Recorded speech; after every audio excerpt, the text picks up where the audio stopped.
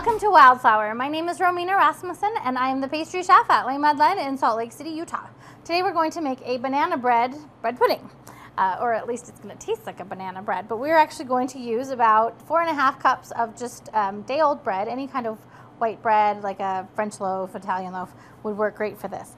And what I've done is I've melted a 1/4 cup of white chocolate in 2 cups of half and half, or you can use 1 cup of cream and 1 cup of whole milk, and about half a teaspoon of cinnamon and 2 tablespoons of rum, as well as a half a cup of vanilla sugar. If you don't have vanilla sugar, you can just use a half a cup of sugar and substitute about a tablespoon of vanilla extract.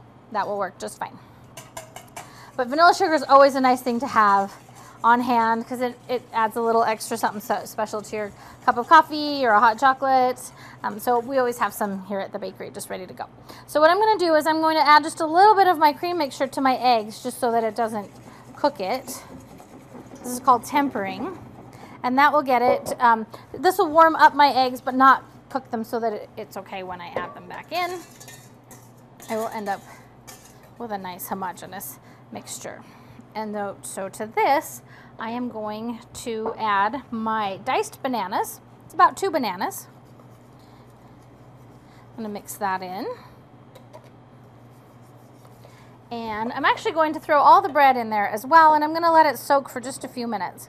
And after it's soaked, I'll pour it into my loaf pan, and then I can bake the whole thing. It's going to take about 45 minutes. You want to use a water bath because that will help keep it from cooking up too quickly and setting up and then cracking, which is pretty typical of bread puddings. There are a few recipes out there that don't do that, but most of them do, and I think it comes out better. So even though there is no actual banana bread in here, this really ends up tasting like banana bread. And that's kind of what it looks like when it's finished, and it's delicious with whipped cream. So that's how you make a banana bread pudding.